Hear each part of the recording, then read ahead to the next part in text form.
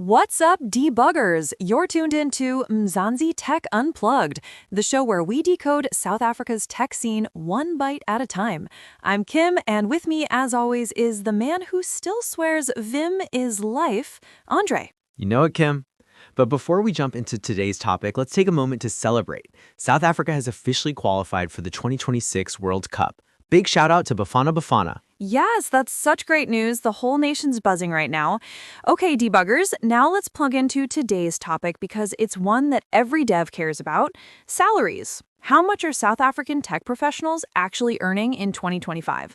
We've done the research, pulled numbers from OfferZen, MyBroadband, and TechCentral, and trust me, some of these stats might surprise you. This one's gonna sting for a few people, hey? Let's jump right in. Kim, what's the big picture? Are tech salaries really as high as people say? According to Analytico's 2025 IT salary survey, the average full-time tech professional earns around 88,600 Rand a month. Sounds huge, right?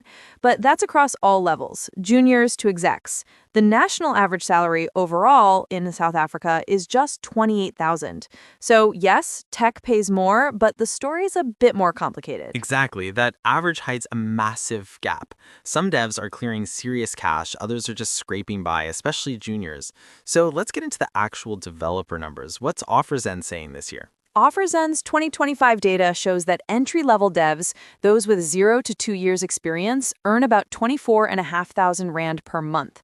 Mid-level devs with 2 to 4 years jump to 33,000.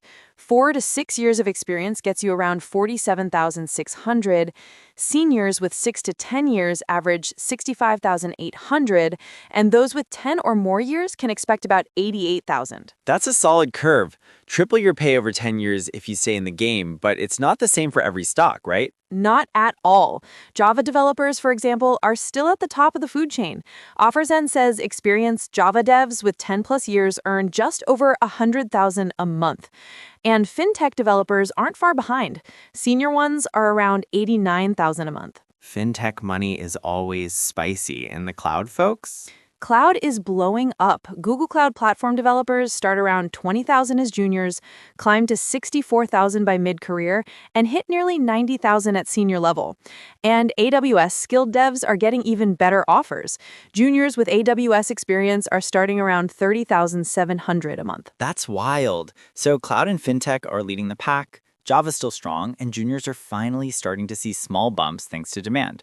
But the real shift lately is remote work, right? Exactly. Remote changed the game completely. A lot of South African devs now work for overseas companies, getting paid in dollars or pounds while living in Randland. One Cape Town engineer I know earns in pounds, lives locally, and says she's saving more than ever. Meanwhile, local companies are struggling to compete with those foreign offers. Some can't match the currency difference, so they focus on hiring and training juniors instead. That's a big opportunity for fresh grads and self-taught devs. Totally. We've seen stories like Cabello from Durban. He started on 28,000 at a small startup, then 2 years later moved to a Cape Town cloud company and doubled to 48,000. The catch? More work, more on-call nights, and more Jenkins pipelines failing on Fridays. Every dev's nightmare, but that's how you grow. Switching jobs strategically. So let's talk skills. Which ones are paying the most right now? FinTech, cloud, AI, and cybersecurity are the heavy hitters. TechCentral reports FinTech devs averaging about 62,000 a month, cloud devs around 58,000. If you're eyeing certifications, that's where the money's moving. So maybe skip that next CSS tutorial and learn AWS or some AI fundamentals instead. Exactly. But let's keep it real. Even with higher salaries, inflation and the cost of living are punching hard.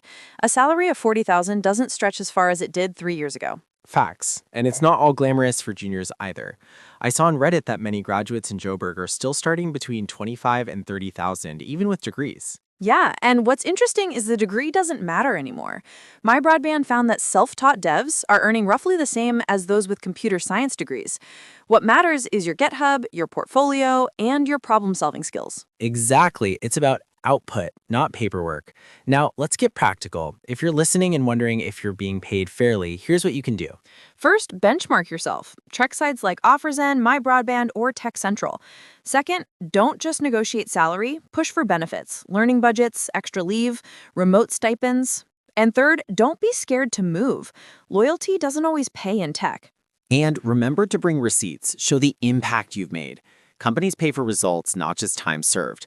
Document your wins, metrics, and improvements. Exactly. That's how you make your raise conversation much easier. All right, Kim, give me your quick prediction for next year.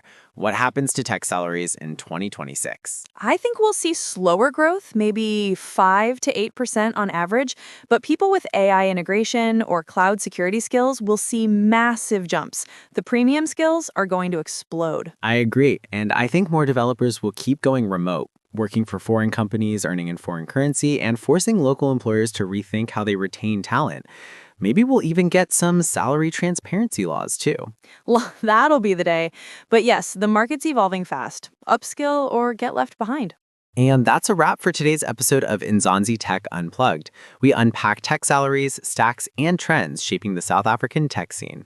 If you found this useful, share it with your team or your manager when it's raise time. And check the show notes for all the sources we mentioned: OfferZen, MyBroadband, TechCentral, and Reddit. Follow us online, tag @Mzansi Tech Unplugged, and tell us your tech salary story. Until next time, keep learning, keep coding. And stay unplugged, debuggers.